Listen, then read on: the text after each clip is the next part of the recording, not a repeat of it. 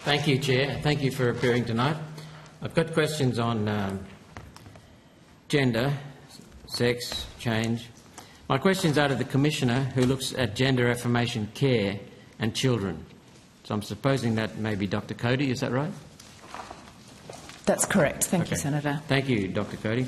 I want to make clear from the start of these questions that I support adults doing whatever they like if they want to transition or attempt to transition. I draw the line, however, at children. Previously, the Commission has argued in court that puberty blockers were, quote, reversible. The risk of a wrong decision to give a child puberty blockers was, quote, low, and the outcome of a wrong decision would not be, quote, grave. My question to the Commission is, do they still stand by that position completely, and why the hell are you in court arguing to put children on puberty blockers? Thank you, Senator. I believe that you're referring to family court decisions in which we have intervened as amicus. I'm not aware of the details of those specific cases. I would have to educate myself around exactly what our argument was.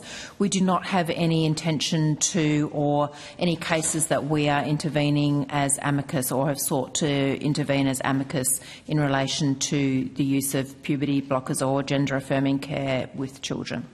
But your words are significant. Are you a medical doctor? I'm not, Senator. There's good evidence that puberty blockers are reversible. There's no good evidence that puberty blockers are reversible, and the effects of puberty blockers on the developing brain of a child are simply unknown. Why should the Australian taxpayer be funding the Commission to argue for children to make irreversible changes to their body that we have no good clinical evidence for?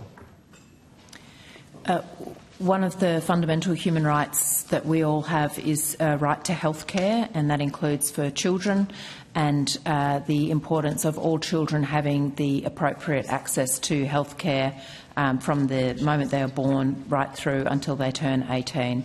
Gender-affirming health care is a part of that access to health care. So, OK, let's continue. The Cass Review in the UK, have you heard of that? I have, Senator. Was one of the most sweeping and intensive inquiries into puberty blockers for children. The Cass Review said that the evidence for puberty blockers is so poor that they should be confined to ethically controlled clinical trials, and cross-sex hormones for minors should only be used with extreme caution. The Cass Review had the gender affirmation treatment protocol used at the Royal Children's Hospital of Medicine independently evaluated for the scientific rigour in development. Do you know what it scored, Dr Cody? I'm sorry, what scored? I didn't catch the first part of that question. It had the gender affirmation treatment protocol used at the Royal Children's Hospital of Medicine independently evaluated for the scientific rigour in development. It scored 19 out of 100. Very low rigour. Are you aware that in the United States there was a $10 million US dollar report over 9 years that was not published because the lead author didn't want the results to be public? Those results were that there were no improvements in mental health of children who received puberty blockers after 2 years. Are you aware of that? I'm not aware of that study in the United States. In relation to the Cass review, one of the findings of that review was recognising the importance of having a holistic approach to healthcare, which we have in Australia, which includes psychologist treatment, social work treatment, and having wraparound services with GP psychiatric assistance for any child who has any issues around their gender. So one of those recommendations is something that we actually have within Australia, and we're lucky to have within our healthcare system.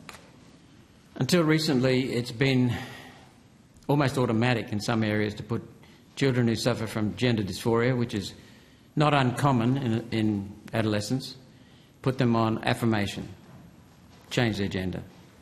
I can't remember the name of the institute, but it's either the Australian New Zealand Society of Psychiatrists or Psychologists, but have come out recently saying gender affirmation is not recommended.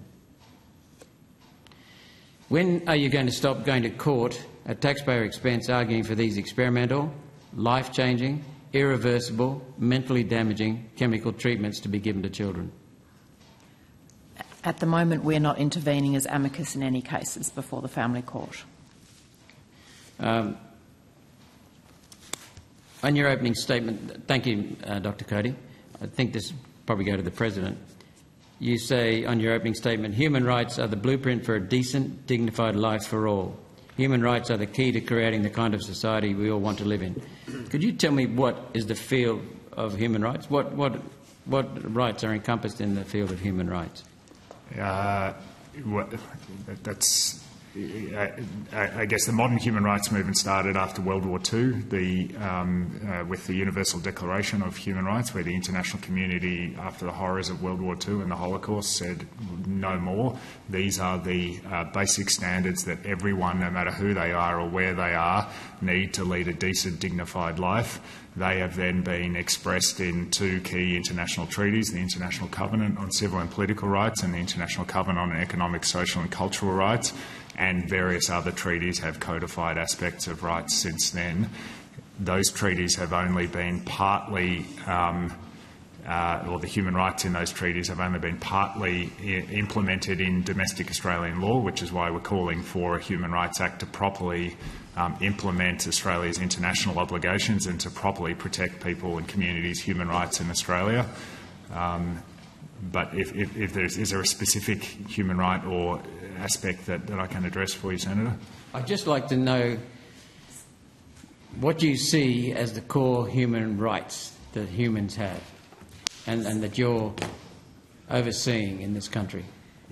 The legislation that we have in terms of our discrimination laws implements the obligations to protect aspects of the right to equality. For example, we have 7 commissioners who 6 of the 7 are thematically focused on different rights. So Commissioner Cody obviously focused on equality rights. Commissioner Hollands focused on child rights. Commissioner Fitzgerald focused on the rights of older persons and the like. I guess the key international treaties are the International Covenant on Civil and Political Rights and the International Covenant on Economic, Social and Cultural Rights. Senator Roberts, I don't want to interrupt this really helpful lecture on human rights law, but if you've got a punchline question, you should get to that now. Is freedom of speech seen as a human right? Yeah, good question. Thank you. So freedom of expression, freedom of speech is an aspect of that, freedom of peaceful assembly, freedom of religion and the like, critical human rights. Thank you very much. Thank you, Chair. Good question, Senator Roberts. That's all the questions